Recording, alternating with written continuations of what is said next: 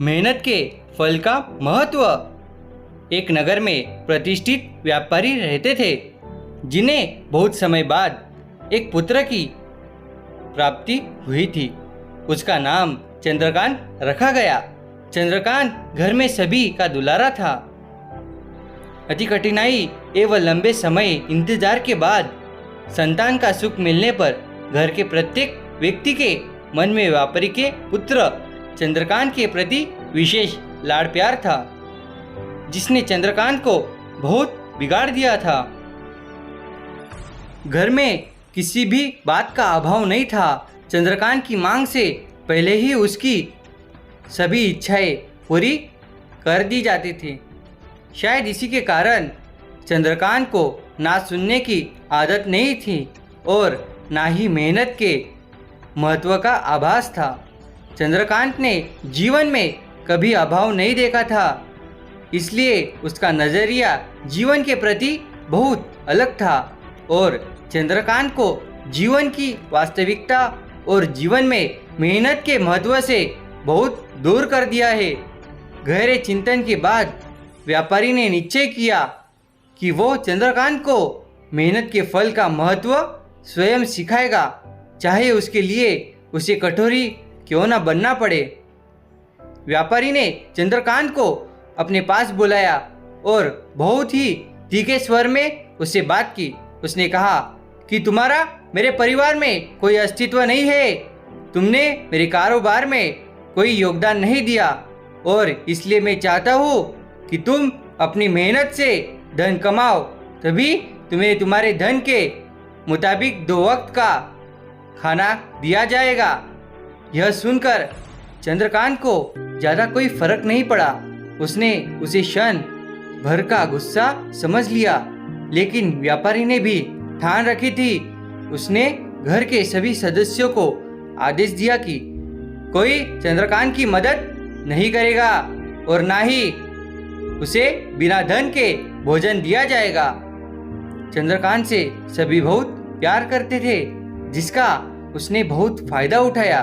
वो रोज किसी न किसी के पास जाकर धन मांग लाता और अपने पिता को दे देता और व्यापारी उसे उन पैसों को कुएं में फेंकने को बोलता, जिसे चंद्रकांत बिना किसी अड़चन के फेंक आता और उसे रोज भोजन मिल जाता।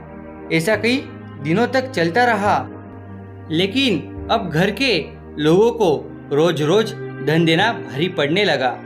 सभी उससे अपनी कन्नी काटने लगे, जिस कारण चंद्रकांत को मिलने वाला धन कम होने लगा और उस धन के हिसाब से उसका भोजन भी कम होने लगा।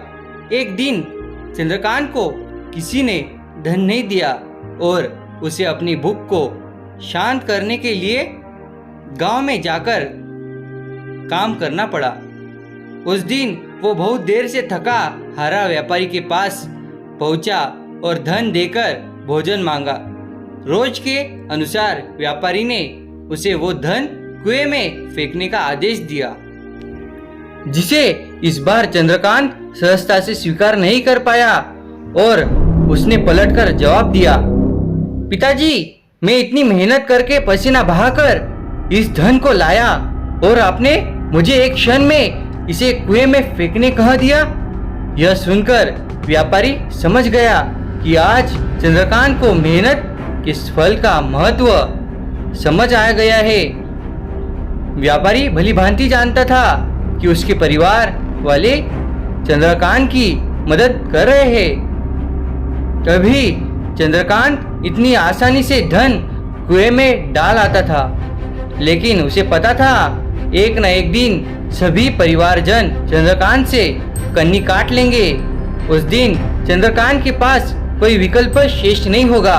व्यापारी ने चंद्रकांत को गले लगा लिया और अपना सारा कारोबार उसे सौंप दिया।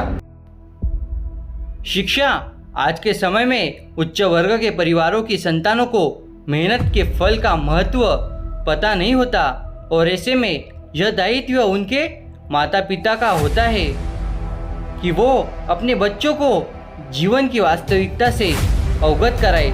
लक्ष्मी उसी घर में आती है जहाँ उसका सम्मान होता है। मेहनत ही एक ऐसा हथियार है जो मनुष्य को किसी भी परिस्थिति से बाहर ला सकता है। व्यापारी के पास इतना धन तो था कि चंद्रकांत और उसकी आने वाली पीढ़ी बिना किसी मेहनत के जीवन आसानी से निकाल लेते। लेकिन अगर आज व्यापारी अपने पुत्र को मेहनत का महत्व नहीं बताता तो एक न एक दिन व्यापारी की आने वाली पीढ़ी व्यापारी को कोसती।